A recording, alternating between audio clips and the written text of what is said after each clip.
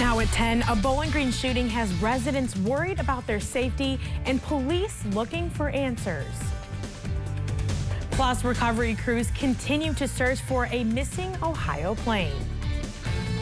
And a celebration in Turkey leads to turmoil after a deadly shooting. Find out who's involved. 13 at 10 starts now. From WBKO, your hometown news leader, this is 13 News at 10. A shooting in Bowling Green last night leaves one man with multiple gunshot wounds and police still looking for leads. Hello, everyone, and thank you for joining us tonight. I'm Jacqueline Nye.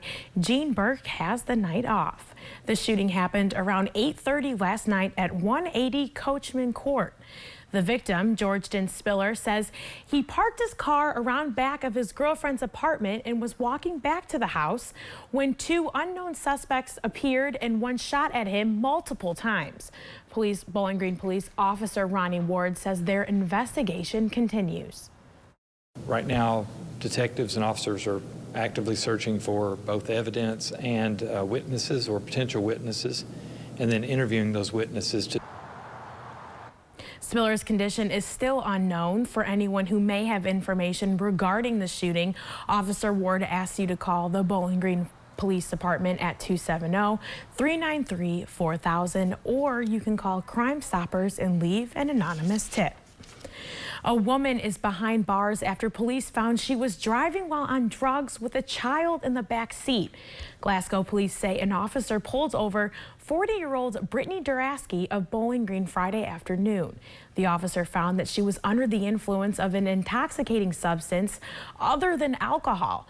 Duraski was arrested and is charged with public intoxication and endangering of the welfare of a minor. Authorities also arrested a convicted felon for possessing a firearm on New Year's Day.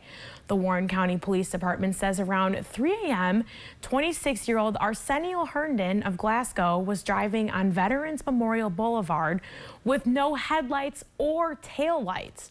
Deputies stopped Herndon and searched his car and found a handgun was found in the car, and deputies learned Herndon was a convicted felon. Herndon was arrested and charged with failure to illuminate headlamps and possession of a firearm by a convicted felon. A fire early this morning leaves one Brownsville family without their home. The Collegiate Fire Volunteer Chief says the department responded to the fire around 3 a.m., but once they arrived, the house was already engulfed in flames. As far as what happened, Chief Johnson says no one was hurt in the house fire and no foul play is suspected. What we found out earlier is due by electrical issues what started the fire. All the family did make it out. There was a mom, dad, and a 10-year-old boy that lived in the house. So they all got out safely. The Collegiate Volunteer Fire Department is collecting clothing and items for the family members who lost their belongings in the fire. If you're interested in helping out the house fire victims, go to our website and click on the story for more relief information. A toddler is lucky to be alive in Louisville after he was hit with a stray bullet. The child was identified as 2-year-old Cameron Eli Compton.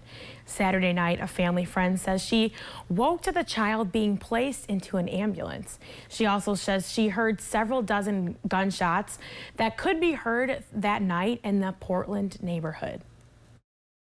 If you want to shoot, go up to the gun range. That's what it's for. Not outside where, an innocent person can be hurt from it. Police are saying there are no suspects at this time. 3 people were injured after an SUV crashed into a State Farm insurance office in Knox County. It happened Friday morning after police say a Ford Expedition struck another vehicle, then crashed into the building. Police say a 49-year-old man was hit by the SUV and his legs were pinned under it. A 26-year-old was also hit by the SUV and was pinned under a fallen wall. Both were airlifted to the University of Tennessee Hospital. Witnesses described the frightening sight. A loud crash. Then I turned my head, and no sooner than I turned, I saw him going through the building. Police say no charges have been filed for the crash. Kentucky State Police say 2016 was tough for highway drivers. Troopers reported a rise in deadly crashes with over 800.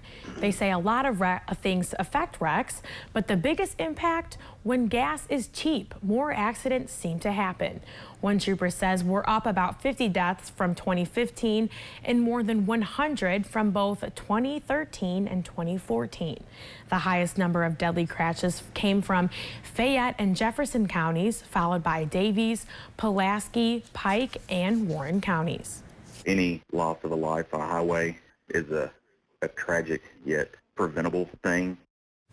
The highest number of deadly crashes came from Fayette and Jefferson counties, followed by Davies, Pike, Pulaski, and Warren counties.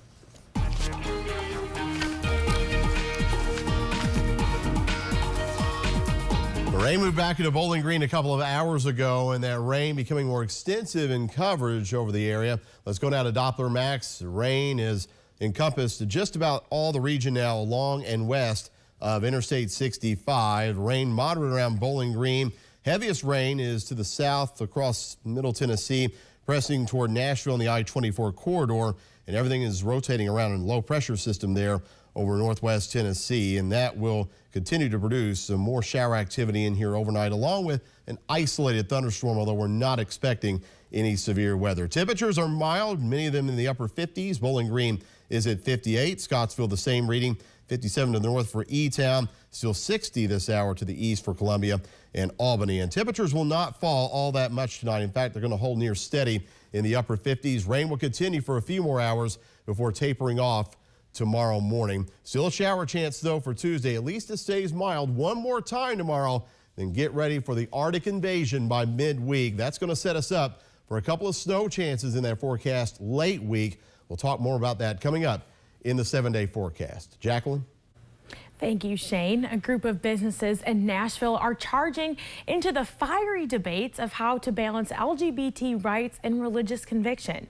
About 300 companies, including FedEx, have joined together under the name Tennessee Thrives to oppose religious objection and bathroom bills like the one in North Carolina. Meanwhile, lawmakers in North Carolina continue their feud on whether or not they will repeal their transgender bathroom law 9 months after it was passed. The controversial bill makes people go into the restroom that pertains to their sex identified on their birth certificate. And the search continues. The search and recovery teams are looking for a plane that went missing over Lake Erie last Thursday night. 6 people were on board, including a family. Crews have recovered a bag, and some debris, but the weather is making the search tough, especially for divers. Jim Girardi reports. Crews recovering debris from the city's east side was the first discovery since Sunday, when a bag was pulled from the water near the Shoreby Club in Bratenahl. Boats and planes scoured the surface of Lake Erie all weekend, finding little to nothing. Divers searched beneath the waves. Those who know this task telling us their search is a difficult one. Low visibility and rough waters making it even harder. On even a calm, clear day, you're going to get lucky 4 to 6 foot of visibility. A difficult weekend for family and friends of John T. Fleming, the pilot, his wife, and their 2 sons. They were all on board, a family friend and his daughter as well. The group came to Cleveland Thursday night from Columbus to watch the Cavs game. Air traffic control losing contact with their plane almost immediately after takeoff around 11 p.m. City search crews reportedly in constant contact with the family's loved ones, keeping them up to date to any and all clues that may bring them closer to closure. The longer the time goes by, you're certainly going to have some movement of wreckage or items. The teams have now transitioned from search crews to recovery teams. Recovery crews plan to go back out tomorrow. And across the world, ISIS is claiming responsibility for the deadly attack on a nightclub in Istanbul over New Year's Eve. The shooting, thought to be carried out by a lone gunman, killed at least 39 people, many of them foreigners. Dozens were wounded and more than 40 are still in the hospital. The shooter who is responsible is still at large. Still ahead tonight on 13 News at 10, new year, new agenda. Congress is getting ready to be sworn in after the holidays. And President-elect Donald Trump has some insider information on the Russian hackers, but he's not saying anything until tomorrow. We'll find out why after the break.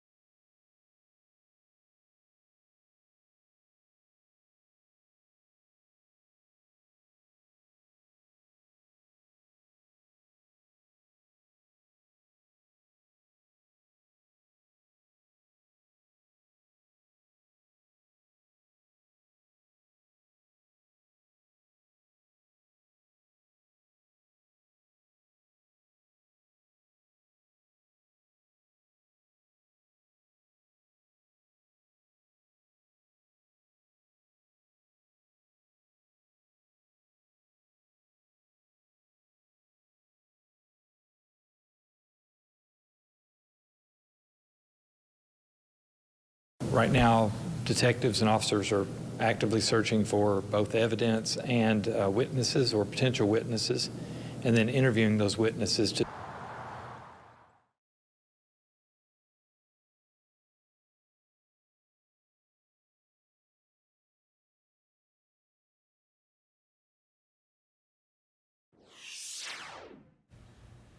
In less than 24 hours, lawmakers will be returning to Capitol Hill.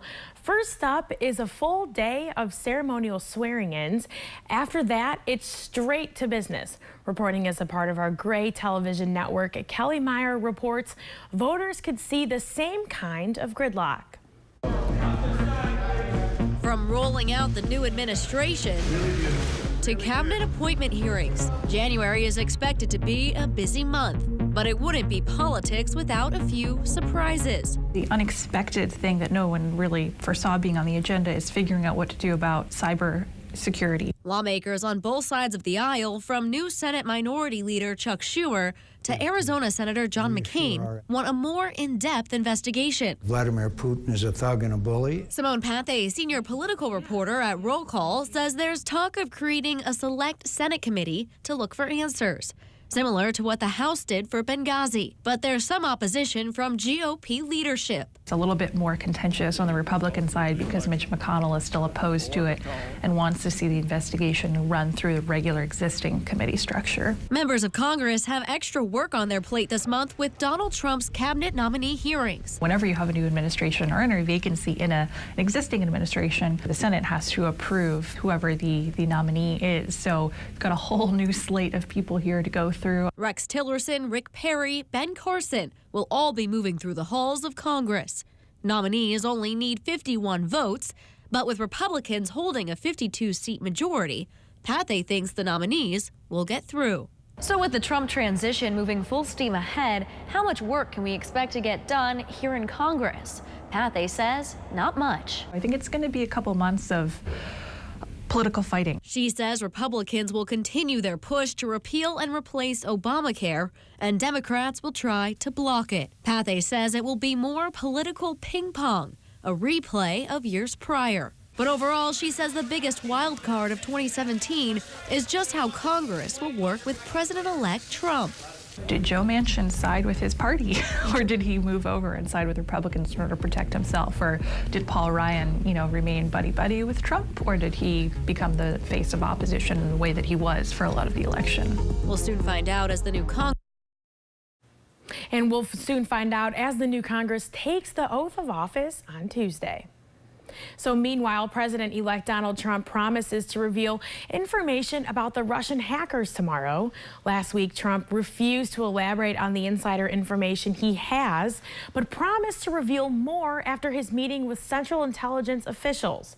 Incoming press secretary Sean Spicer is tempering expectations about what the president-elect might make public. This report that everyone keeps talking about is not final. The current president of the United States hasn't seen a final report. The intelligence community is talking about wrapping it up later this week. Many Democrats blame Russian hacking in part for Clinton's loss. There are 18 days left before Donald Trump's inauguration. Next week will be the last time President Obama will speak to the nation. In a statement today, the president announced he will give his farewell address to Americans on January 10th. President Obama will not deliver his speech from the White House like George W. Bush did in 2009. Instead, he will give it from his home city of Chicago. It seems that 2017 wants to start off wet and close to 60s. But Shane says there may be snow in the near future. He has your forecast coming up. Your local stocks of interest. Brought to you by Jason Claycomb of Raymond James Financial Services, your retirement resource. Follow us on Facebook.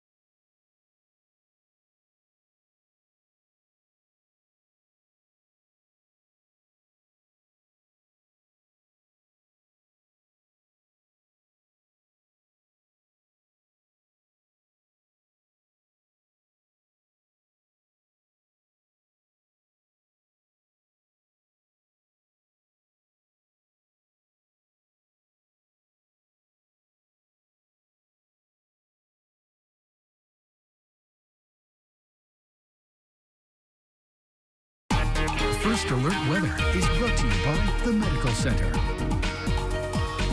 We've been watching rain gradually increase in both aerial coverage and intensity around Bowling Green over the past couple of hours. The rain affecting just about everybody now along and west of Interstate 65. To the east, showers haven't quite filled in around Columbia yet, but they will do so shortly. And that rain extends southward into Middle Tennessee, becomes quite heavy here on the west side of Nashville down toward Columbia, Tennessee. And this is all rotating off to the northeast, spinning around a broad area of low pressure right there near Clarksville. And as that moves over the region tonight, we'll see an enhancement in our rainfall coverage. Could be a clap or two of thunder, but not anticipating any severe weather tonight.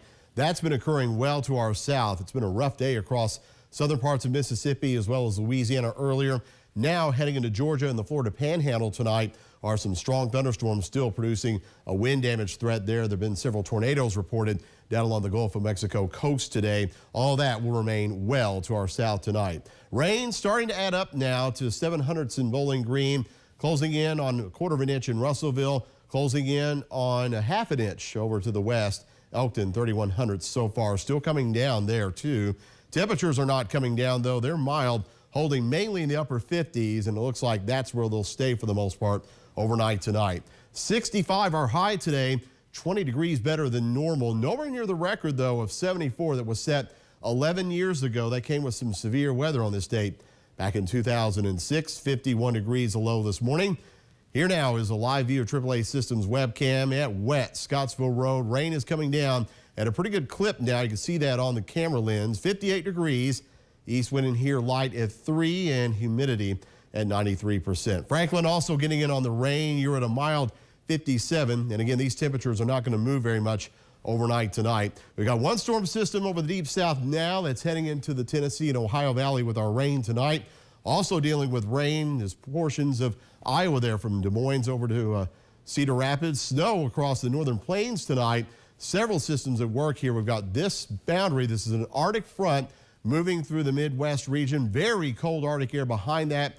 That will pour in here on Wednesday, and that will set the stage for some potential wintry weather for late week, as an upper level low now milling about off the Oregon coast is going to eject a couple of pieces of energy. One arriving in here on Thursday with a light snow chance, and then another snow possibility depending on the track of it here on Saturday. But first things first, we're dealing with rain tonight. Here is Future Max. Some of that rain heavy overnight. Again, there could be a rumble of thunder, but nothing more. Temperatures will stay in the 50s, going into the low 60s tomorrow afternoon. Shower chances still with us on Tuesday as that Arctic front moves through tomorrow night. And then the cold blast comes behind it. We're looking at daytime readings only in the 30s on Wednesday.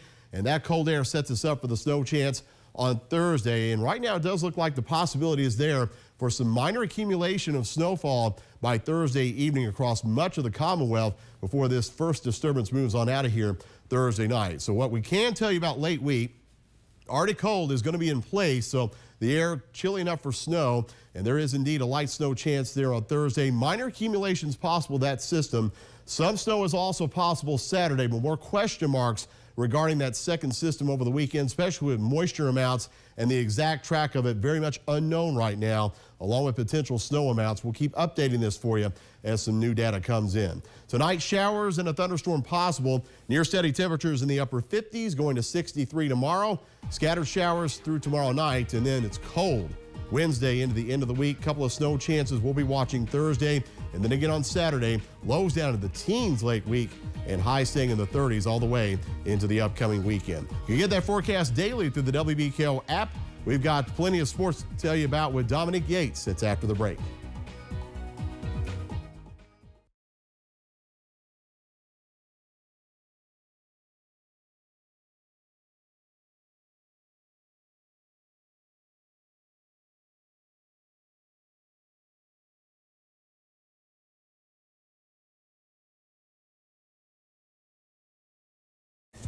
Dominique, tab level, please. Sure, Swindle. The WKU basketball team closed out 2016 with a 3-game winning streak. It's a new year.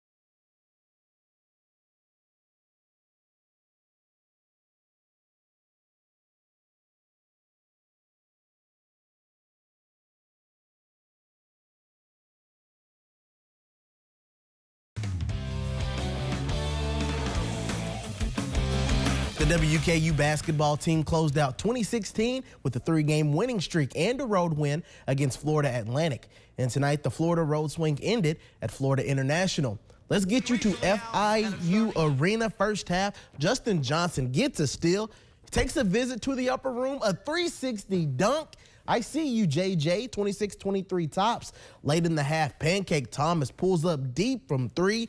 Tops led 32-30 at halftime. The second half, FIU gets on a big run. Michael Kessens knocks down the baseline jumper. Golden Panthers up 9. WKU rallies. Anton Waters backs his man down. Turnaround jumper like MJ. Tops regained the lead. End of the game, the Tops up 3. Eric Nottage throws up a prayer, but his 3 is no good, and WKU wins it 69-66. They have won 4 in a row, improving to 8-7 and 2-0 in conference play. I do believe all those games we've had on the road, we've had some close games, some difficult games. Those moments helped us here tonight. Not panic. We got down 9 in that second half, about 11 minutes to go. And we didn't panic. It's big time, really, when you don't play well, but you still could gut out and get the win. That's what it's about on the road, especially when it comes down to conference season. The Lady Tops didn't even break a sweat in their 52-point victory over Florida International yesterday, closing out their homestand a perfect 5-0. But now they move on to the road to face 2 talented teams in Conference USA. The Lady Tops face Charlotte on Thursday morning and then Old Dominion 2 days later on Saturday afternoon. Head coach Michelle Clark-Hurd says while they have a good idea of what the other teams will do, most importantly, they want to focus on what they do. You put the game plans together and you watch, the films, but a lot of it has to do a lot with what you're doing as a team and what you're trying to get done. I mean, we're going to come and put some new things in and, just get into the game plan, and everybody's just going to go and show up and, hopefully play hard. The 2 Florida games really helped us. We got better and improved. We got more comfortable, so I think it'll help us going into these tougher games with more confidence. In some high school b-ball scores, 2 area girls games. Monroe County beats Warren Central 66-46, and Warren East falls to Edmonson County by 20. While new WKU head football coach Mike Sanford has been working on his new staff, the former head man Jeff Brom is putting together his first staff at Purdue, and several former Hilltopper assistants are joining him. The new Boilermakers head coach announced today 6 new assistant coaches. His brother Brian Brom joins him after spending this previous season as co-offensive coordinator and quarterbacks coach. Tony Levine heads to West Lafayette after his one and only season on the Hill as special teams, co-offensive coordinator, and tight ends coach.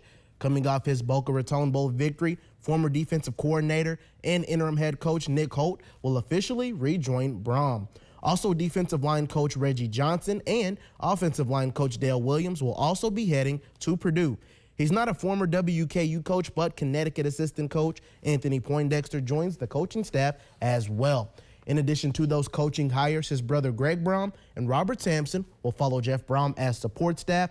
Those new coaches joined former assistant Jamarcus Shepard and strength and conditioning coach Justin Lovett. That's your look at sports, a great story about a group of students helping a sick classmate. Trust me, it's sweet.